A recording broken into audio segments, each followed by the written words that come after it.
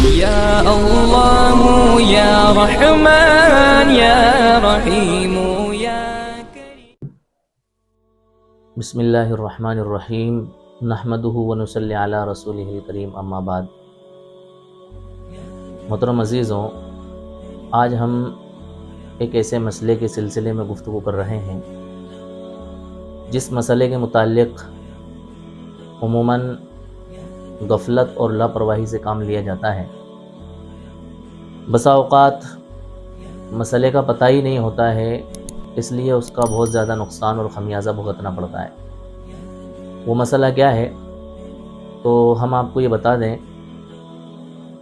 آج کا مسئلہ جو ہم آپ کے سامنے پیش کرنے جا رہے ہیں وہ مسئلہ ہے بچے کی ولادت سے، اس کا تعلق ہے، یعنی کہ بچے کی پیدائش کے بعد عورت کو جو بلڈ آتا ہے، خون آتا ہے، تو اس کی پاکی ناپاکی سے متعلق ہم آپ کو مسئلہ بتا رہے ہیں۔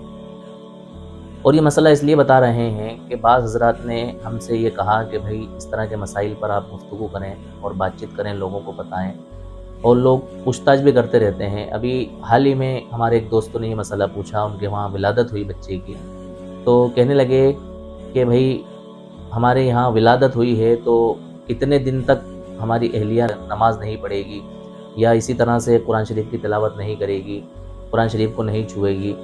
تو انہوں نے خود یہ بتایا کہ 1.25 مہینے کے بعد میں یہ سب کام ہماری عورت کے لیے جائز ہو جائیں گے۔ تو میں نے ان کو بتایا کہ نہیں، ایسا نہیں ہے، اس کے اندر اکثر لوگ غلط فہمی میں ہیں۔ دیکھیں، بچے کی ولادت کے بعد جو خون آتا ہے اس خون کی کوئی حد اور کوئی لمٹ نہیں ہے۔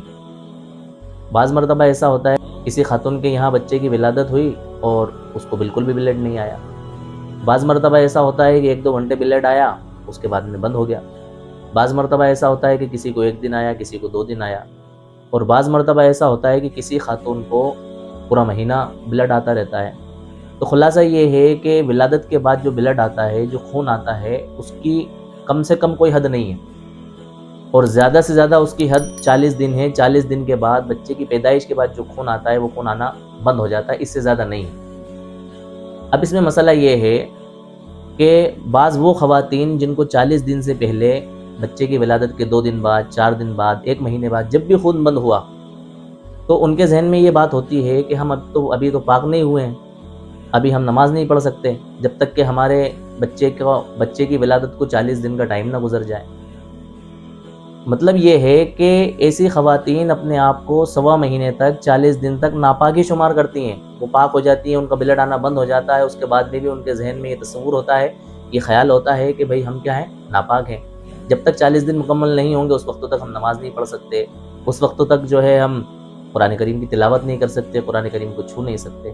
تو اس غلط فہمی کو ختم کرنے کے لیے میں نے یہ ویڈیو بنایا اور آپ لوگوں تک یہ میسج پہنچایا۔ ایسا نہیں ہے، بلکہ بچے کی ولادت کے بعد جب بھی خون آنا بند ہو جائے تو عورت کو یہ چاہیے کہ غسل کر کے، پاک صاف ہو کر کے، جو احکامات اللہ تعالیٰ کی طرف سے اس کے اوپر عائد ہیں، جیسے نماز کا فریضہ، اس کو شروع کر دے، یا اور کوئی قرآن کریم کی وہ تلاوت کرنا چاہے، ذکر و اذکار کرنا چاہے، تو ان ساری چیزوں کو وہ کرنا شروع کر دے، یہ سوچ کر کے کہ بھئی 40 دن ہوں گے تو میں پاک ہوں گی، 40 دن گزر جائیں گے تو پھر میرے لیے قرآن کریم پڑھنا ٹھیک رہے گا، درست رہے گا، کیونکہ میں پاک ہو جاؤں گی، پھر میرے اوپر نماز شروع ہو جائے گی، پڑھنا میرے اوپر فرض ہو جائے گا۔ ایسا نہیں ہے، بلکہ جب بھی آپ پاک ہو جائیں اس کے بعد فوراً نماز کو شروع کر دیں۔ 40 دن تک انتظار کرنے کی ضرورت نہیں ہے۔ ہاں، اگر آپ کا خون 40 دن تک جاری رہتا ہے تو پھر ایسی صورت میں آپ 40 دن تک ناپاک ہیں، پھر اس کے بعد میں پاک صاف ہو کر کے، نہا کر کے، غسل کر کے، اور جو دینی کام ہے ان کو شروع کر دیں۔